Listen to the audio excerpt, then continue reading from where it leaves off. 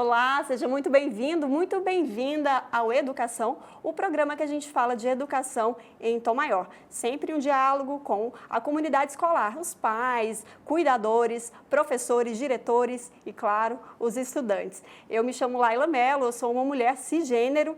Hoje eu estou vestindo uma calça azul e uma blusa bege. Meus cabelos são escuros no ombro e a gente vai começar a falar hoje da segunda temporada do Educação. Vamos conversar sobre a Escola do Presente? Você já pensou como é que é a Escola do Presente? E hoje eu estou com um reforço aqui para falar sobre educação socioemocional, nosso primeiro episódio dessa temporada.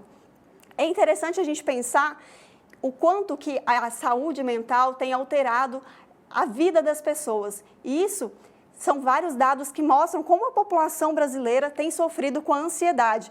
Um exemplo é um estudo da OMS, Organização Mundial de Saúde, que revela que 26% dos brasileiros e brasileiras já foram diagnosticados ou diagnosticadas com sintomas de ansiedade. E lógico que a escola faz parte desse universo, a escola não está imune desse cenário, né?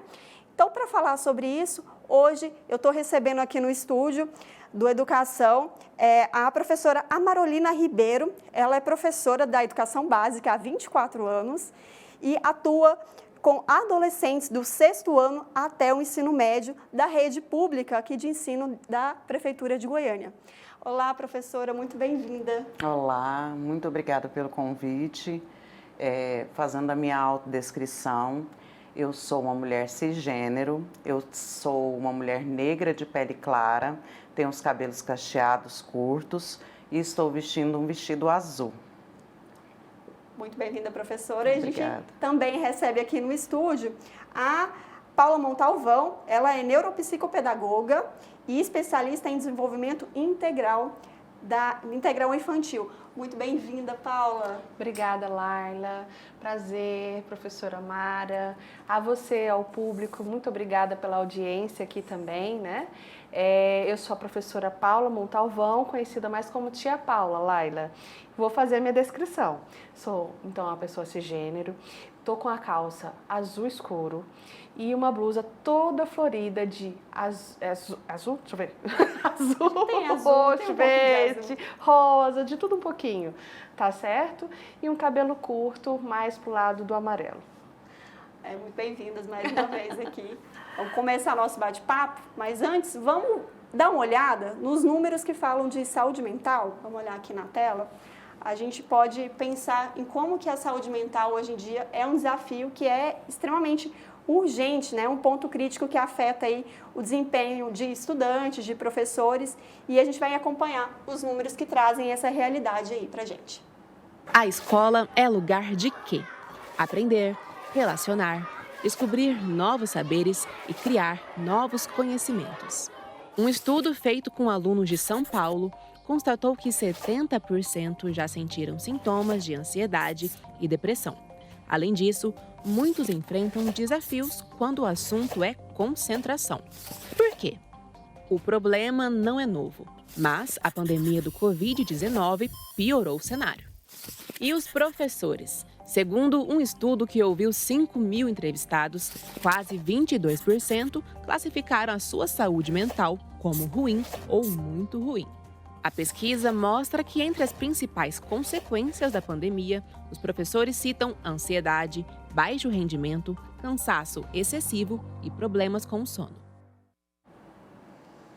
Pois é, os números são preocupantes, né, e revelam a realidade do país, né? Como é que a gente pode pensar, Paula, nessa realidade e como que a gente pode começar a lidar com isso, né? A gente vai falar isso ao longo do programa, mas como é que a gente pode começando a pensar nesse sentido, né? É uma realidade que nos afeta, que atravessa professores, atravessa os alunos, atravessa toda a comunidade escolar, que bateu na porta, né? Tá gritante. Nós não somos mais as mesmas pessoas. Nós realmente estamos doentes, emocionalmente dizendo. E aí envolve pais, envolve os filhos, que são os alunos, envolve os professores. Então, é uma sociedade, é uma comunidade hoje toda adoecida. E para a gente fazer um acolhimento, eu acho que o primeiro passo é ter rede de apoio. né? A comunidade abrir esse espaço de rede de apoio, se possível a comunidade escolar. Porque, por exemplo, quando eu tenho reuniões de pais, ou então aquela escola de pais, isso ajuda a fazer com que o professor identifique se ele está com ansiedade, né? Batendo um papo ali, batendo um papo com esse pai, com esse aluno, se tiver também condições de incluir ele nessas reuniões e trazer, inclusive, um especialista para ajudar com técnicas, ferramentas e promover, então, assim, um bem maior, né? Porque o que nós precisamos hoje é acolhimento. Vamos entender se acontece esse acolhimento mesmo na sala de aula, porque a gente sabe que existem casos, né, professora? Sim. De crises até mesmo dentro da sala de aula. Sim. E como é que as pessoas entendem isso e entendem a educação socioemocional? A gente foi às ruas para entender como é que isso funciona. Vamos acompanhar.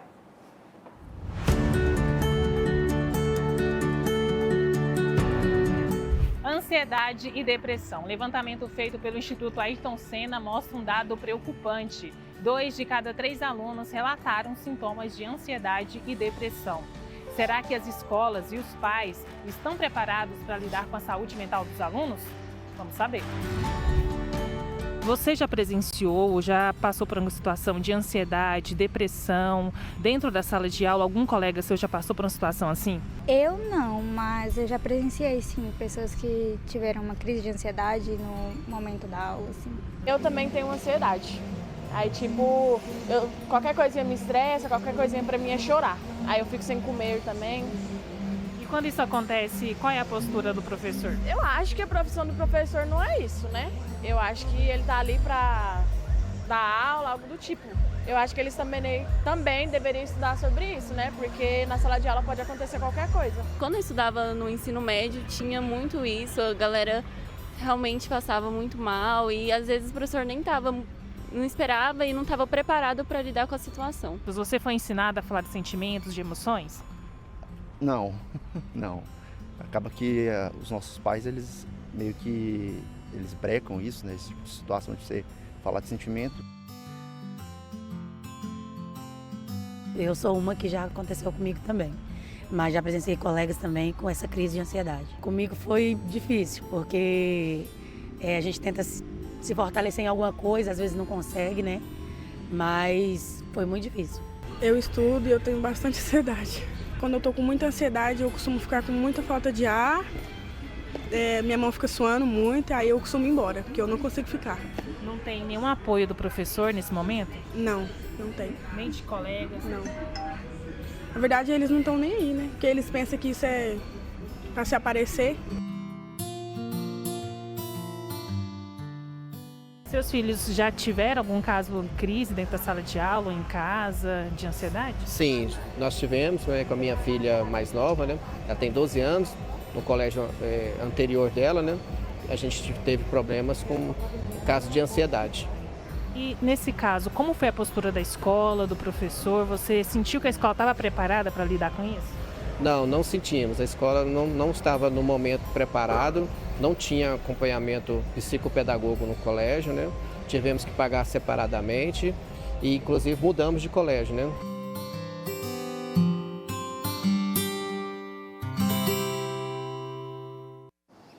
Pois é, a gente viu opiniões de pessoas, né, de casos que aconteceram com elas, com pessoas próximas em relação à questão emocional, né? Casos dentro da escola, dentro da sala de aula. Professora, 24 anos dentro de uma sala de aula. Sim. Presenciou algum episódio? Como lidar com isso sendo uma profissional? Porque eu imagino, né? Sou filha de professora, vida inteira acompanhei. Então sabe muito bem como é. Como deixar naquele papel de ser só a professora e, nesse momento, fazer o acolhimento, um acolhimento socioemocional de uma pessoa que está em crise, né? E que muitas vezes os professores nem estão preparados para isso. Eu acho que a questão ela é muito complexa. Tentar buscar um culpado ou um redentor, um salvador, não seria bem o viés correto para analisar essa situação. Esse tipo de episódios sempre aconteceram, mas eles foram muito mais potencializados depois que os estudantes foram obrigados a ter uma etapa da sua vida interrompida e uma etapa da vida de muitos adolescentes que saíram da infância e foram para a adolescência e não tiveram o convívio com outras pessoas, dos seus pares da mesma idade e com pessoas mais velhas durante praticamente 2 anos, que é do universo que eu vivo, que é o universo das escolas públicas. As escolas particulares, elas tiveram um outro tipo de encaminhamento, mas não me interessa se é da rede pública ou da rede particular. Esses episódios sempre aconteceram e se potencializaram agora. Já aconteceu de especialmente meninas terem crises de choro, tremerem, desmaiarem, ter episódios que são físicos, como ânsia de vômito, como tremor, e isso acontecer quase que semanalmente ou mensalmente na escola. Eu acho o seguinte, nós realmente como professores da educação básica, e eu especialmente que trabalho com adolescentes e tenho uma pesquisa no mestrado também desenvolvida apenas com adolescentes, eu entendo que nós professores não temos formação específica para isso. Mas, por outro lado, existe ainda uma cultura escolar que faz com que muitos professores entendam que eles estão ali apenas para mediar o conhecimento de uma determinada disciplina. E educação não é isso. Para quem leu pelo menos a Constituição, a Lei de Diretrizes e Bases da Educação Nacional, educar é um ato muito mais amplo. Se você encontrar lá no artigo 225 da Constituição, você vai encontrar que educação é direito de todos, dever do Estado e da família, e ele deve ser promovido para o pleno desenvolvimento da pessoa. Então, não é para formar mini geógrafos, não é para formar mini matemáticos, é para formar seres humanos. E essas questões socioemocionais, elas também estão envoltas em promover esse desenvolvimento pleno da pessoa. E, nesse sentido, eu acredito que nós temos também que buscar, como conseguir fazer essa mediação e, se a gente não consegue sozinho, exigir do poder público que ofereça formação para nós, para toda a equipe da escola, não só para os professores que estão ali mais próximos dos estudantes, mas para toda a equipe da escola, quem trabalha na manutenção da escola, na alimentação, a comunidade escolar, os pais, os cuidadores, porque às vezes não são os pais que cuidam das crianças. Eu penso que é uma questão que tem que começar a ser discutida e entendida de forma um pouco mais ampla. Vamos continuar falando disso? Vamos trazer um depoimento aqui de outro professor, o professor Edson, que trouxe para a gente esses desafios também, assim como a professora Marolina falou, desses desafios de lidar com a saúde mental dos estudantes dentro da sala de aula. Vamos acompanhar. Meu nome é Edson Rodrigues Machado, eu sou professor da Rede Estadual de Educação há 31 anos. Atualmente eu trabalho com alunos de 9º ano, de faixa etária 15 e 16 anos. Trabalho com alunos do ensino médio, as séries finais, 2º e 3º anos. E também trabalho à noite com alunos de EJA, que é do 1º ao 3º ano do ensino médio. Eu já presenciei algumas vezes alunos com crise de ansiedade dentro da sala de aula, diversas vezes. Alunos começam a suar, começam a ficar inquieto, começam a ficar, às vezes até choro dentro da sala de aula. Aluno que se corta, aluno que se automutila. Nós já tivemos teve um aluno, por exemplo, que eu dei aula para ele na sexta-feira. No sábado, os colegas dele me informaram que ele tinha suicidado. E na sexta-feira ele estava ali normal, não apresentou nenhum sintoma na sexta. Porém, no sábado ele tirou a própria vida. Nós não somos capacitados para tratar esse tipo de assunto. Eu penso que seria importante a gente ter ser preparado para isso, porque isso acontece toda semana. A gente tem presenciado algumas tragédias dentro de escola. Se não tiver uma atuação rápida, eficiente e dentro das escolas, a gente vai presenciar muito mais. Hoje, a gente vê aluno esfaqueando professor, aluno agredindo professor, e isso é comum, isso acontece, toda semana acontece na escola, do aluno agredir professor. A gente vai presenciar daqui uns dias, professor agredindo aluno, professor matando aluno, porque a coisa está ficando tão séria que é os dois lados. O professor precisa de tratamento, precisa de apoio psicológico, o aluno também precisa. O problema está aí, né? Está evidente que existe uma questão que tá nítido que não é de agora, né? Mas que foi aprofundada com a Covid, né? Como é que a gente pode começar a pensar em caminhos para que a saúde mental ela seja mais atendida, olhada dentro das escolas, da comunidade escolar? Porque a gente sabe que a escola está inserida em um universo, né? O nosso universo, um universo social. Mas a escola, ela é parte da formação desses seres humanos, né? Como é que a gente pode pensar nisso, Paula? Hoje a gente tem aí uma lei, né, específica para atender as escolas com psicólogo escolar e também com psicopedagogo, neuropsicopedagogo. Só que ainda é uma lei que não está assim, a gente não vê ela em andamento, ela não vê ela funcionar, ser eficaz. Vamos falar dela agorinha, Paula? Já está dando spoiler do próximo bloco. E que pode ajudar, né, os professores, porque assim, a gente precisa ouvir, as pessoas querem ser ouvidas. Então, quando eu deixo um professor falar sobre as suas dificuldades, sobre a forma como que ele vai lidar com o aluno que está com ansiedade, que está com aquela crise, né, com ânsia de vômito e tal, como eu ouvir o professor, a angústia dele, porque eu tenho certeza que ele deve, pela empatia, sentir quase os mesmos sintomas que o aluno e querer acolher. E como acolher esse aluno? E aí é onde entram esses profissionais que têm que estar na escola, dando os treinamentos, né? Como eu disse, estando sempre com a escuta ativa, né? Para que possa orientar, direcionar da melhor maneira. As escolas têm o costume de dar um treinamento, sempre assim, no início do ano, no início do semestre, do segundo semestre, né? E fica por isso, mas o professor ele precisa desse apoio durante todo o período do ano letivo. Não é só no treinamento para tirar algumas dúvidas específicas, ele precisa de um profissional que esteja ali para atendê-lo, para acolhê-lo, né? E também fazer essa acolhida ao aluno, à família, saber qual é exatamente o problema que está acontecendo ali.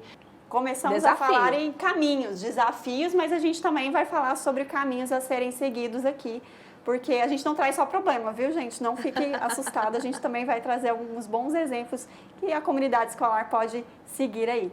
A Educação dá uma breve pausa, mas logo, logo a gente está de volta. Fique aí.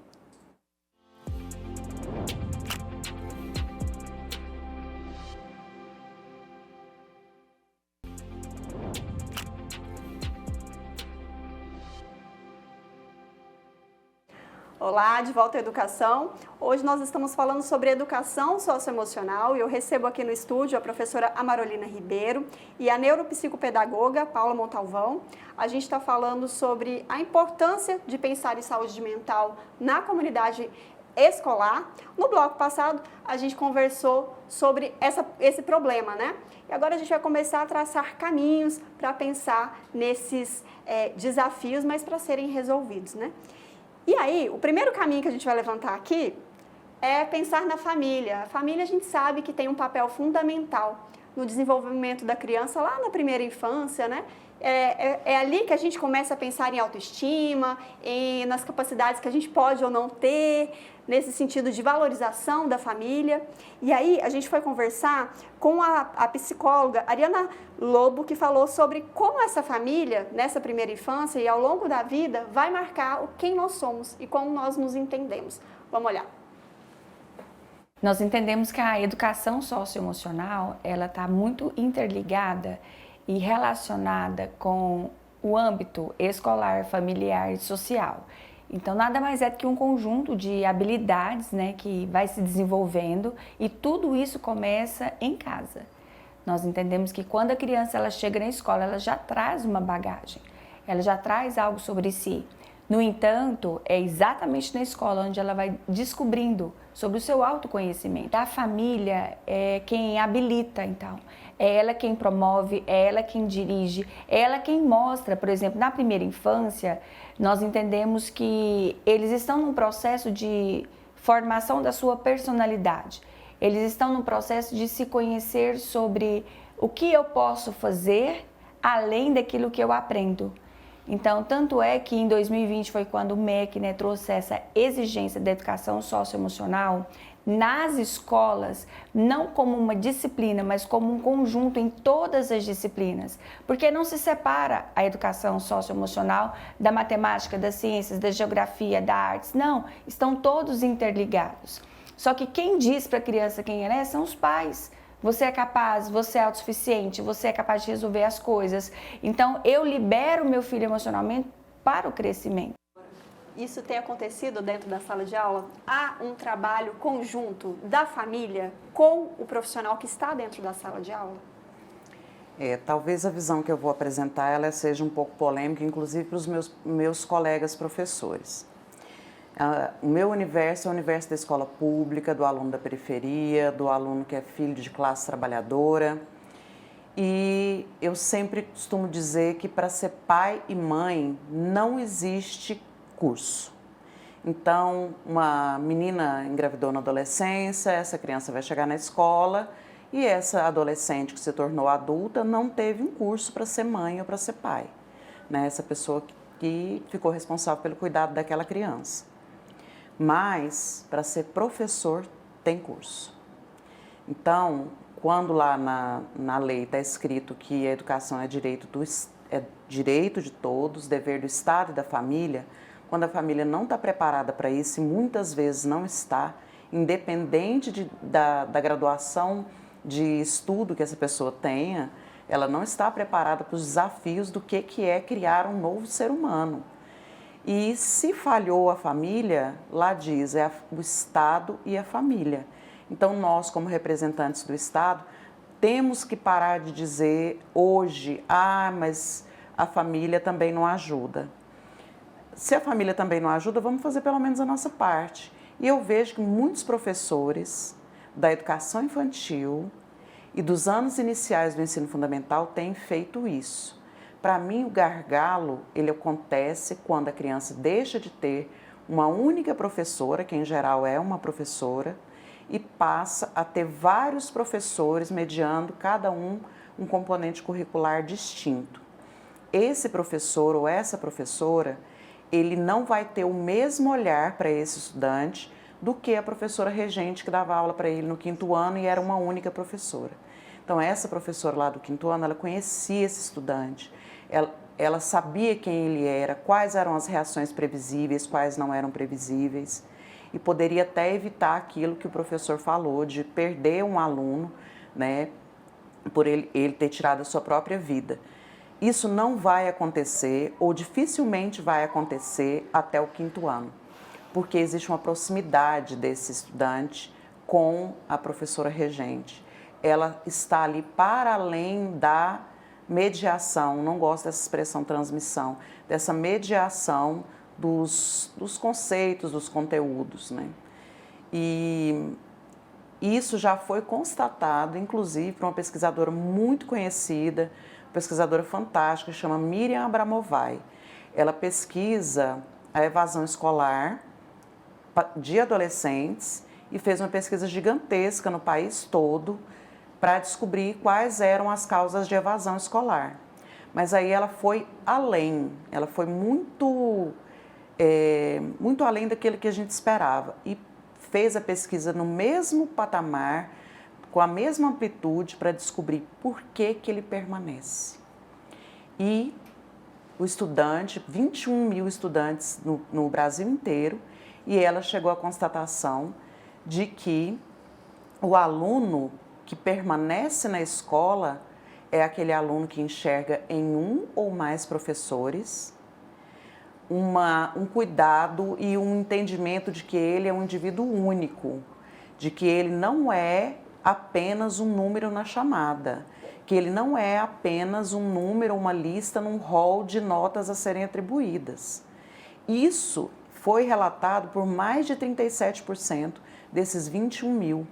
Esse professor que é um bom professor, não é o professor gente boa que não dá a sua aula com qualidade. É um professor que o conhece, que sabe o nome, que conhece as suas especificidades e que considera esse estudante como um indivíduo, como uma pessoa, e não apenas como mais um aluno.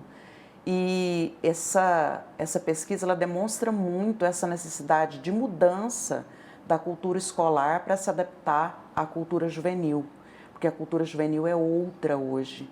Eu sou uma mulher de 45 anos, eu quando estudei com uma determinada cultura escolar. E infelizmente, na maioria das unidades educacionais, muito dessa cultura escolar de 4 décadas atrás ainda permanece, com essa hierarquização entre os componentes da comunidade escolar, o professor no nível de hierarquia e o estudante no local de obediência. Isso atrapalha quando a gente pensa em falar de sentimentos dentro da própria sala de aula?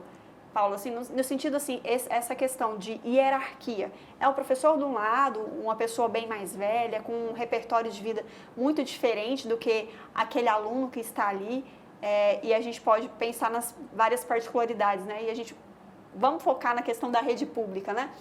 Quando tem essa hierarquia, esse distanciamento, o jovem, nesse caso, né, da pessoa que já está na adolescência, ele não vai ter a abertura para chegar para um professor e falar dos seus problemas, porque se a gente passou lá nessa primeira fase que a professora estava comentando, a educação na primeira infância, nesses primeiros anos iniciais da educação básica, existe uma proximidade, é a tia, né? Tem Sim. até esse nome, né? A palavra tem força nesse sentido, né? De carinho, de afeto. E chega a uma certa idade, vem um monte de professores para dar um monte de disciplinas que tem atenção curricular específica, que tem cobranças específicas, as crianças nessa primeira fase da escola geralmente nem tem uma avaliação, aí começam a ser avaliadas, é muita mudança e aí tem esse distanciamento brusco do papel do regente professor ali, da tia, e agora é um professor, uma professora. Como é que a gente pode pensar nesse sentido de maior proximidade e que os laços afetuosos, eles continuem, né? Para que os sentimentos possam ser ditos? Então, eu tenho muitos alunos do 6º, 7º ano que eu atendo que estão com crise de ansiedade, né? E por quê? Porque exatamente essa transição é difícil para eles. Então, um professor age de uma maneira, o outro de outra, e aí para ele entender e compreender e racionalizar isso, é muito difícil. Então, olha, o professor aquele fulano não é de brincadeiras, ele é mais sério. Aquela ali já dá mais abertura para a gente se falar do nosso dia a dia, da minha vida, da minha rotina, enfim. E quando a gente então pega esses alunos, né, em consultório, aí é onde entra uma questão que a gente tem que mostrar para eles, olha, trabalhar a resiliência, né? Você pode expor o que você pensa, você pode expor aquilo que você acredita, suas dúvidas para o professor que parece ser carrancudo, parece ser mais fechado, ou para aquele professor que é mais aberto, mais amigão, né? Você pode, você tem que ser único, tem que ser você. Em todas as disciplinas, você não tem que ficar mediando como você vai agir. Mas o mais importante é você ter apenas a questão do bom senso, aonde vai o seu limite em cada situação. E aí, quando eu explico também como cada professor age no sentido da didática, da metodologia, como aplica uma prova, aonde que ele observa para tirar as perguntas e tal, aí eles ficam mais calmos. A gente foi às ruas, numa escola, para acompanhar a professora Daniela. Ela tem um projeto muito bonitinho, que vai aquecer seu coração aí de casa, para falar sobre emoções, mas com a conexão com a natureza. Vamos acompanhar?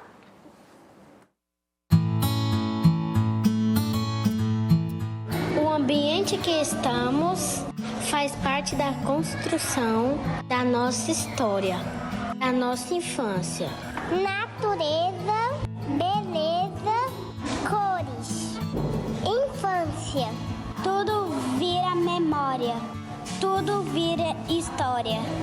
Tudo vira poesia. Poesia linda de viver, poesia linda de se ver.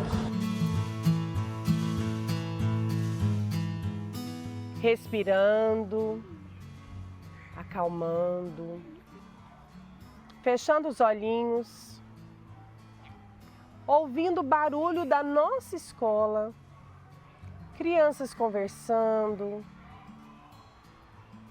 o ventinho balançando as folhas das árvores.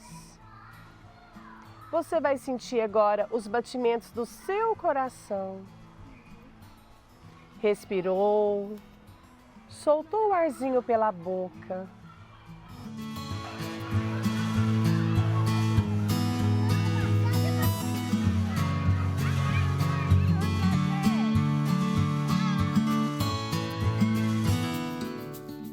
Meu nome é Daniela Capingotti, sou professora há 26 anos, sou pedagoga por formação, psicopedagoga e trabalho aqui no Colégio Dom Fernando. Trabalho na prefeitura, na rede, há 16 anos. Eu trabalho com crianças de faixa etária entre 7 e 8 anos. E nós trabalhamos a interioridade com as miudezas do cotidiano, olhando o céu, olhando as nuvens, as plantas frutíferas, árvores medicinais, observando as corujas, os passarinhos, tudo que nós temos aqui no nosso contexto escolar. Com isso, as crianças em contato da natureza, elas podem se expressar cada dia mais com os seus sentimentos. Elas expressam seus sentimentos no ar livre, principalmente, numa roda entre os colegas, no momento entre um passeio, nas plantas que nós temos, que eu falo, o quintal da nossa escola. Nesses momentos, as crianças demonstram suas ansiedades, suas alegrias, suas conquistas.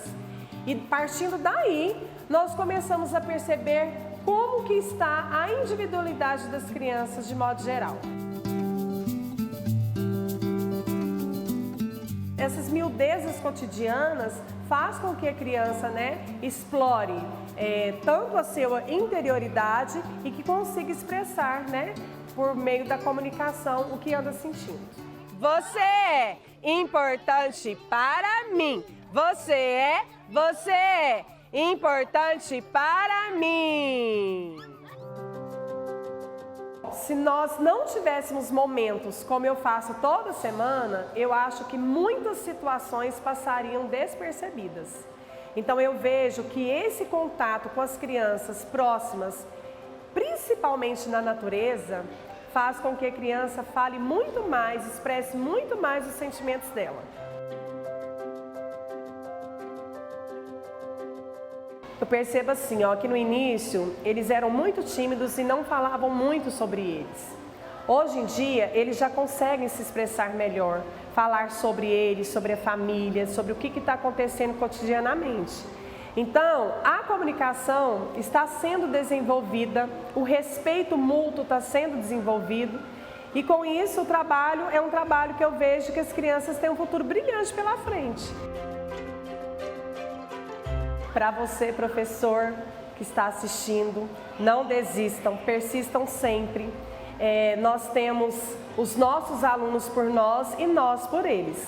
Então, vamos trabalhar as miudezas cotidianas, vamos incentivá-los a comunicarem, a dizerem sobre eles, que nós estamos aqui para ajudá-los.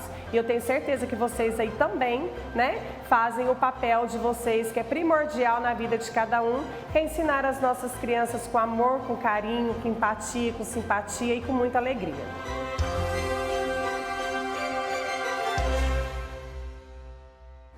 Aqueceu seu coração aí, Aqui tá bem quentinho, viu? Tá bem quentinho. Mas a gente tem outro caso que é bem interessante para falar de emoções. A professora Paula tem um projeto. Fala pra gente, professora, do seu trabalho. Bom, eu tenho um projeto para as escolas, que chama Oficina das Emoções. As escolas estão aderindo, por conta, inclusive, da lei, da BNCC, que fala sobre as habilidades socioemocionais. Então, eu levo para as escolas esse conteúdo de identificação das emoções, né? E saber lidar com essas emoções usando técnicas simples. Aí eu uso vários tipos de recursos, né? Utilizo recursos artísticos, que é a música, a dança, ou então ele vai produzir ali uma emoção e a gente vai falar sobre isso. Nesses vídeos aí vocês vão ver também que eles estavam desenhando sobre a gente engarrafar os medos, sabe? E foi muito bom, foi muito produtivo. E interessante que a gente também fez o repelente do medo. Eu fui de manhã, aí à tarde, quando eu voltei, a aluninha que era do integral falou assim: tia, eu usei o repelente do medo e funcionou. Que maravilha. Não tenho mais medo de subir as escadas ou do escuro, coisas do tipo, sabe? Que é da faixa etária. E é muito gratificante desenvolver isso dentro das escolas. São exemplos aí que a gente pode acompanhar, né? Que a gente tem caminhos, né? A gente falou que o problema é grave, quando a gente pensa em saúde mental da população em geral e da comunidade escolar não seria diferente, mas a gente também tem caminhos aí para seguir e a gente vai continuar falando desses caminhos no próximo bloco, então fique aí que a gente já volta.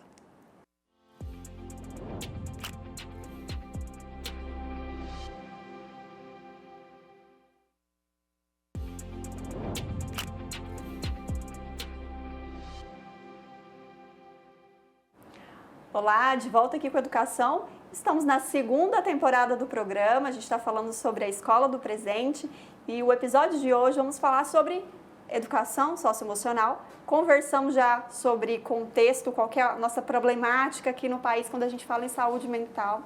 Trouxemos alguns casos a respeito disso, de como é que está essa possibilidade de melhora, os desafios que a gente enfrenta, mas também os caminhos que podem ser seguidos.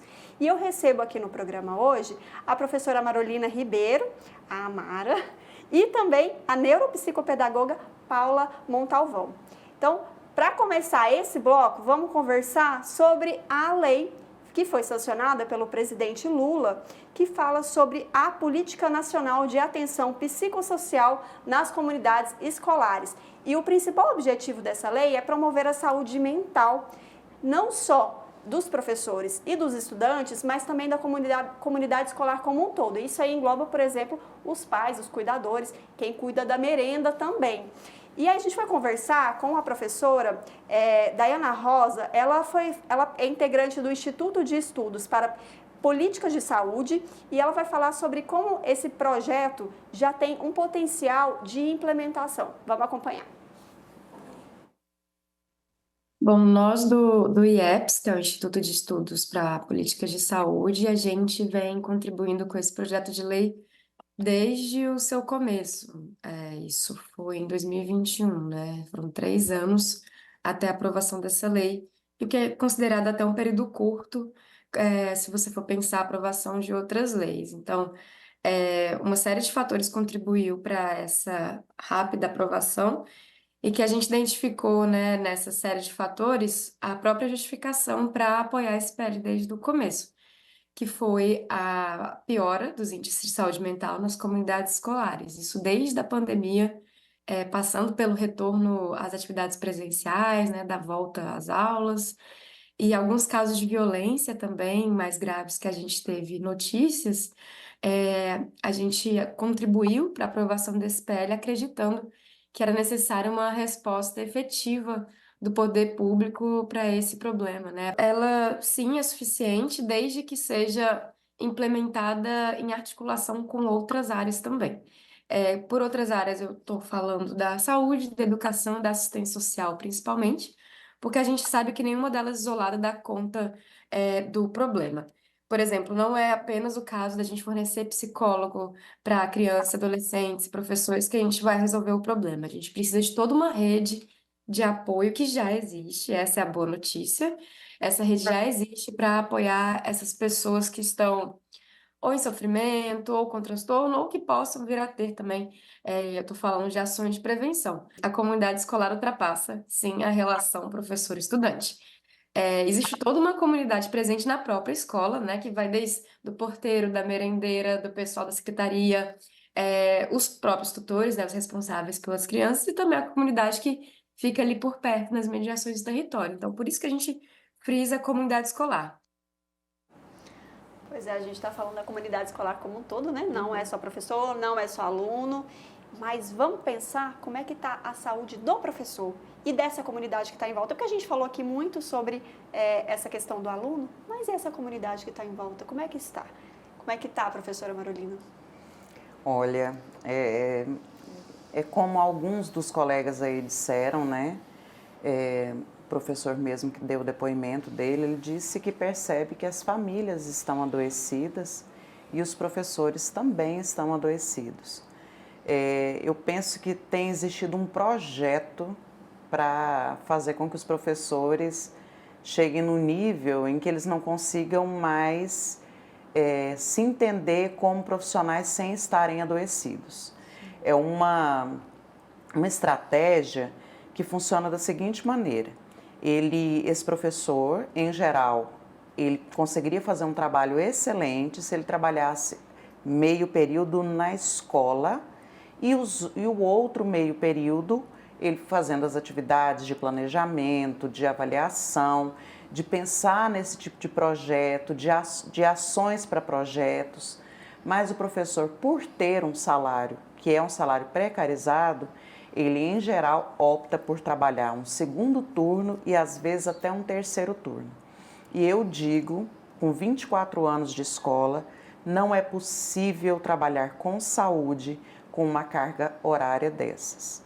Além da questão da carga horária, as exigências que têm acontecido nas escolas públicas com relação a índices, porque agora virou uma questão de uma corrida por índices, de uma capital ou de um estado superior ao outro, e esses índices vão determinar, por exemplo, a eleição de um determinado prefeito, governador, vereador.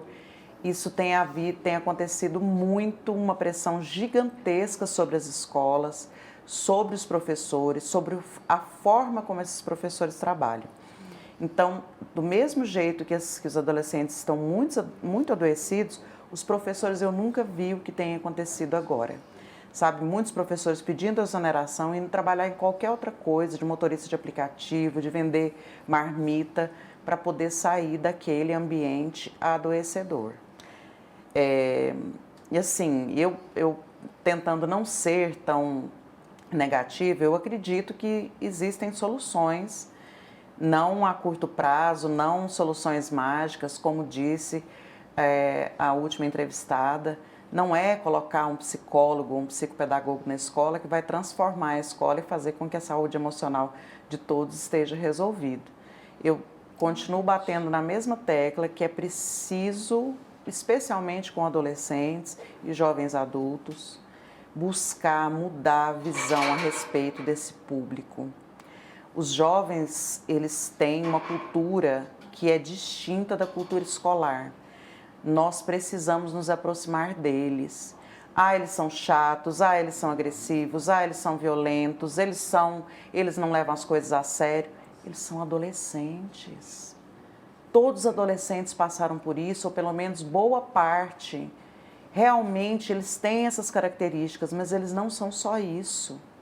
Eles precisam ser enxergados. A escola tem que parar com esse embate entre essa cultura juvenil, essas características da juventude e a cultura escolar ou a cultura de determinados professores ou gestores escolares. Para mim, por exemplo, eu sei que isso é polêmico, é uma aberração haver escolas militarizadas. Não é a disciplina militar que vai trazer a melhoria na educação, é justamente o oposto, é a proximidade, o entendimento do indivíduo, como sujeito único. Essas escolas em que há uma aproximação maior desse tipo, não serão as escolas que serão atacadas por alunos ou ex-alunos. Essa escola é uma escola que não será alvo de traumas para esses estudantes, né? Então, os índices escolares são importantes, mas que os estudantes saiam de lá saudáveis e vivos é mais importante. E aí, por isso que é importante a gente falar sobre sentimentos com esses alunos, né? Com essa comunidade em geral.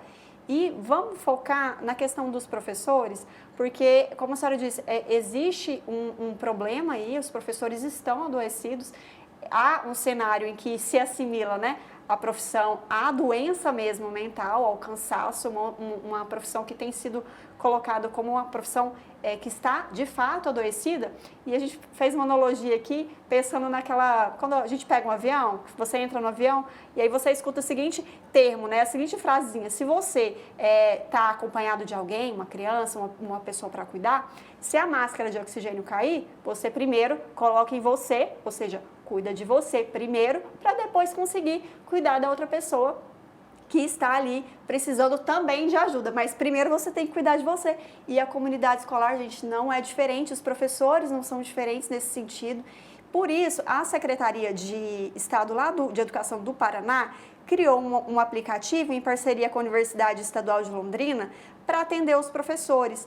É um aplicativo bem interessante de apoio psicológico e a gente conversou com a supervisora desses profissionais que atendem os professores, a Valéria Araújo. Vamos acompanhar? Essa oferta de atendimento tem os moldes de um atendimento clínico, como um consultório particular, né? Com consultas pré-agendadas, né?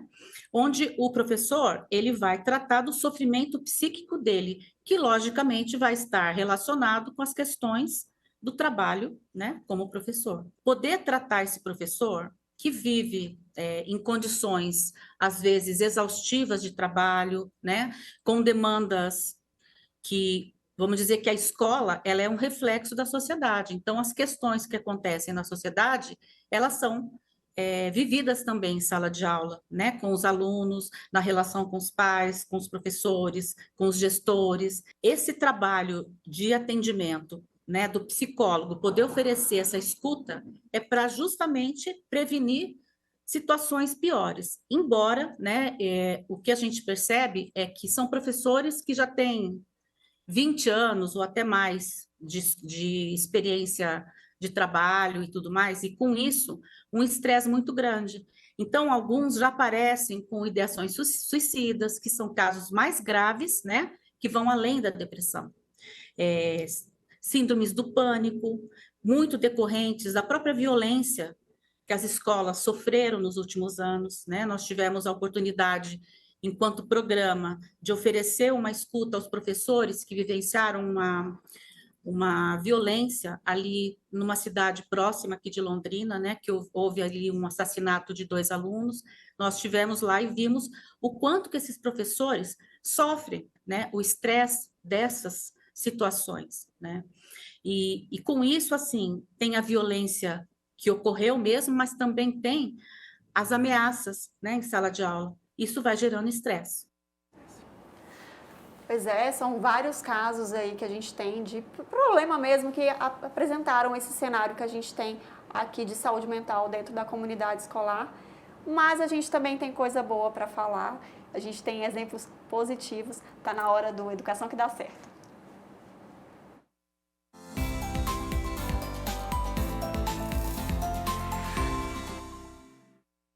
A nossa equipe foi numa escola aqui em Aparecida de Goiânia, a Escola Municipal Parque Cecília, que tem um profissional de saúde mental dentro da escola e que tem feito a diferença na comunidade escolar. Vamos acompanhar? Bom dia! Bom dia! Hoje nós teremos mais uma aula com música. Quem gosta de aula com música, levanta a mão e grita!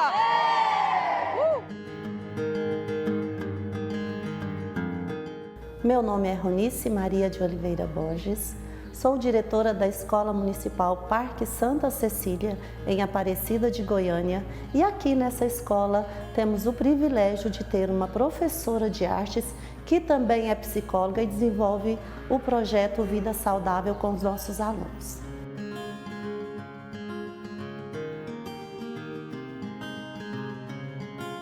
Tudo bem com vocês? Sim! Então tá bom. Quem gosta do projeto Vida Saudável na escola, levanta a mão e dá um grito! Eu sou Jeane das Graças Araújo Silva, trabalho aqui na Secretaria Municipal de Educação há mais de 10 anos, já perdi as contas, na verdade, né? Sou professora de artes concursada e psicóloga aqui na escola. Então, a gente trouxe esse projeto para a escola, que graças a Deus nós temos ajudado aí muitos alunos desde 2015. E esse é o nosso projeto, né? projeto Vida Saudável na Escola. Eu entrei como professora de artes e comecei a prestar atenção que muitos alunos se cortando, alguns tentando suicídio, crises de ansiedade recorrentes, depressão, entre outros casos, né? E aí eu apresentei para a diretoria na época esse projeto. Falei, olha, eu acho que eu posso ajudar os alunos muito mais, né, como psicólogo do que como professora de artes. A gente consegue fazer as duas coisas? A diretora da época abraçou o projeto, todos os diretores e coordenadores até hoje abraçam o projeto, então ele é sucesso, graças a Deus, desde 2015. E assim, eu não falo eu, é nós, nossa escola, nossos alunos, os pais, porque a gente só pode ajudar nessa questão, né, emocional, desse equilíbrio emocional, se a gente tiver apoio de toda a escola, da família, da sociedade e também dos profissionais da saúde.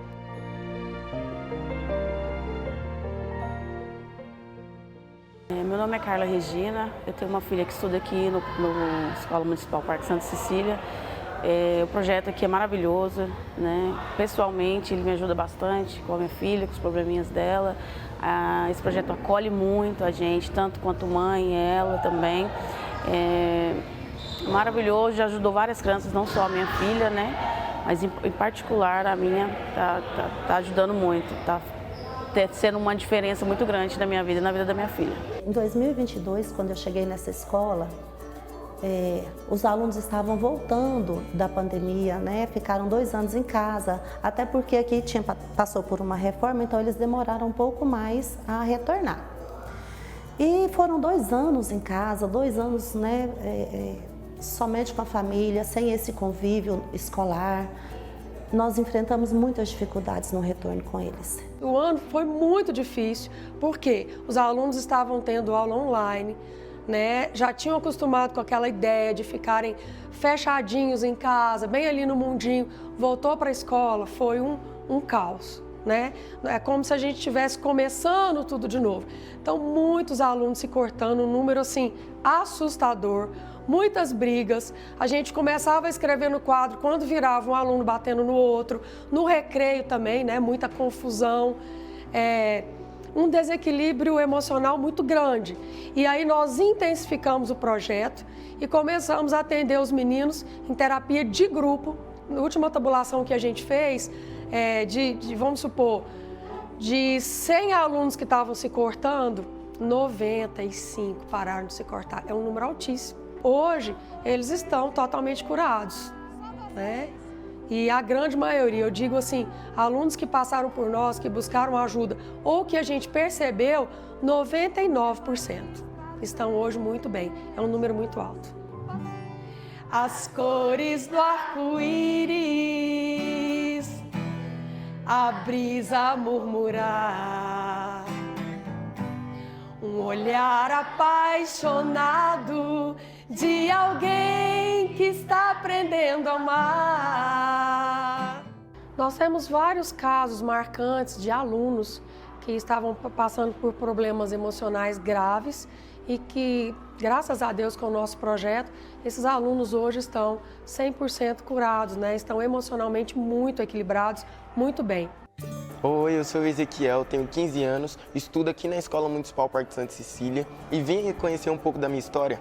Antes do projeto eu era um menino muito imperativo, batia muito nas pessoas e xingava demais. E eu era um menino ali que desrespeitava muita gente, muitas pessoas, não ligava muito pra nada e minha casa eu não queria mais ficar, entendeu? Porque era muita briga, minha mãe era alcoólatra. E tinha bastante briga, já não queria mais ficar em casa. Isso teve bastante turbulência na minha vida, porque eu peguei depressão, ansiedade. A Giane me convidou para esse projeto, convidou muitas pessoas. E eu me interessei, porque eu já não queria mais ficar em casa, porque era briga demais. E eu comecei a vir. Depois que eu conheci o Projeto Vida, eu comecei a me interessar mais. Peguei ali um amor pela coisa, porque tipo, é uma terapia em grupo, você tá ali conversando, desabafando, e eu comecei a tipo, dar um gatilho assim em mim pra me mudar. Porque pra mim ali não tava certo, né? Começou a dar um clique de tipo, você precisa mudar. Depressão não é mais pra você, entendeu? Bater nas pessoas, xingar as pessoas, ter discussões com as pessoas. Então isso mudou muito a minha mentalidade. E eu tenho muito a agradecer a Deus, primeiramente, né? E a Jeane, que me convidou para esse projeto. O Ezequiel é outra pessoa. Ele ficou em terapia em grupo comigo há apenas 1 ano, né? Então, no 7º ano, ele já começou a demonstrar muita melhora e hoje ele é um dos melhores alunos da escola. Tem notas boas, é líder de sala, pro lado positivo agora, né? Eu já recebi alta, né? Mas eu quero ir lá, passar lá, né, para conversar com as pessoas também, para elas ver o que eu passei, o que eu passava, para elas ver o que eu sou agora, para elas espelhar em mim, né? E sentir o que eu mudei do que eu era, que eu sou agora, e elas ver o poder que tem esse projeto, o poder de Deus que teve na minha vida. Pois enquanto eu viver, vou testemunhar do amor, que minha vida seja a prova da existência do Senhor. Então a gente torce para que esse atendimento também se estenda às outras escolas, aos outros estudantes, aos outros alunos, para que eles também recebam esse olhar que os nossos aqui estão recebendo. Vou cantar do seu amor. Uma salva de palmas para essa turma que é maravilhosa. Existem caminhos, né? Quando a gente fala de educação socioemocional, a gente não fala só de problemas, a gente aponta também esses caminhos. Essa escola é um exemplo, né, de como lidar com as emoções, tem modificado a comunidade escolar como um todo, né? Mas, infelizmente, nosso papo está terminando por aqui, o papo bom. Muito obrigada pela presença de vocês duas aqui, ajudou demais a gente entender esse panorama e pensar em os caminhos que a gente deveria seguir, sim, em relação a essa educação socioemocional. Um prazer, Paula, muito obrigada. Prazer todo meu. Fico muito satisfeita em ter contribuído de alguma forma aqui hoje e até mesmo deixo o meu contato, tá? Quem quiser me seguir pelo Instagram é @emotion_educacão ou pelo 62983280713. Obrigada. Obrigada, a gente que agradece. Agradecemos também a sua presença, professora Mara, um prazer. A sua participação aqui foi maravilhosa. Muito obrigada. Olha, eu que agradeço o convite. Fiquei muito feliz de saber que esse tipo de assunto está sendo discutido aqui nesse programa. Fiquei muito encantada com as participações que vocês escolheram. E assim, queria trazer uma frase de um estudante que falou comigo tem pouco tempo, quando a gente começou a discutir a respeito do que poderia mudar na escola. E ele usou a frase seguinte: menos monólogo e mais diálogo. A gente fica por aqui, mas você pode seguir a gente aí pelas redes sociais também e os nosso canal aqui da TV Sagres, na Rádio 730, AM Rádio Sagres. E seguimos aí pelo Sagres Online, fique ligado e logo, logo o Educação, segunda temporada, Escola do Presente, está de volta. Até mais!